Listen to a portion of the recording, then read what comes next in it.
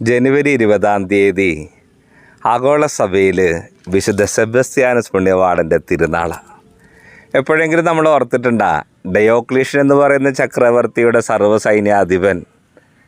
നമ്മൾ ഡയോക്ലീഷ്യൻ ചക്രവർത്തിയെ കണ്ടിട്ടുമില്ല, സെബസ്ത്യാനോസ് പുണ്യവാളനെ കണ്ടിട്ടില്ല, ഈ രാജ്യവും കണ്ടിട്ടില്ല. എങ്കിലും നമ്മുടെ കുടുംബത്തിൽ, നമ്മുടെ ഇടവക ദേവാലയത്തിൽ, നമ്മുടെ ചുറ്റുവട്ടങ്ങളിലൊക്കെ ജീവിച്ച ഒരു വ്യക്തിത്വം പോലെ നിറഞ്ഞു നിൽക്കുന്ന വിശുദ്ധ സെബസ്ത്യാനോസ്, രാജാവ് അറിയുന്ന, രാജാവിൻ്റെ നാടും വീട്ടുകാരൊക്കെ അറിയുന്ന സർവ്വസൈന്യാധിപൻ. അങ്ങനെ തീരേണ്ട ഒരു ജീവിതം ലോകം മുഴുവൻ നിറഞ്ഞു നിൽക്കുന്ന അൾത്താര വണക്കത്തിലെ വിശുദ്ധ സെബസ്ത്യാനോസായി.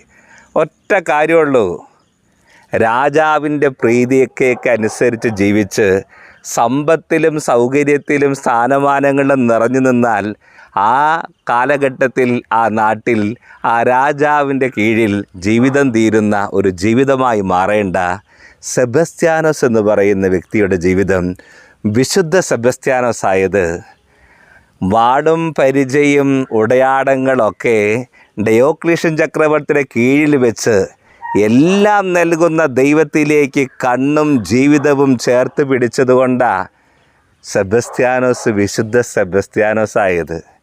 എൻ്റെ ജീവിതത്തിലേക്ക് എല്ലാം നൽകുന്ന ദൈവത്തോട് ചേർന്ന് നിൽക്കാൻ, ഈ ഭൂമിയിലുള്ള സൗകര്യങ്ങളും സമ്പത്തുകളും സ്ഥാനമാനങ്ങളൊക്കെ വേണ്ടെന്ന് വയ്ക്കാൻ തൻ്റെ ഇടം കാണിച്ച രക്തസാക്ഷി. സഹനങ്ങളെക്കാളും അപ്പുറത്ത് ദൈവം എന്നെ എത്രമാത്രം സ്നേഹിക്കുന്നു, ആ സ്നേഹത്തിലേക്ക് നീന്തി തുടിക്കുന്ന ഹൃദയവുമായി ഇറങ്ങിയ ഈ ജീവിതത്തിൻ്റെ പേരാണ് സെബസ്ത്യാനോസ് പുണ്യവാളൻ. നമ്മുടെ വീടുകളിലേക്ക് കമ്പുകൾ വരും, നമ്മൾ തൊട്ടുമുത്തും വീടുകളിലേക്ക് കൊണ്ടുപോകും.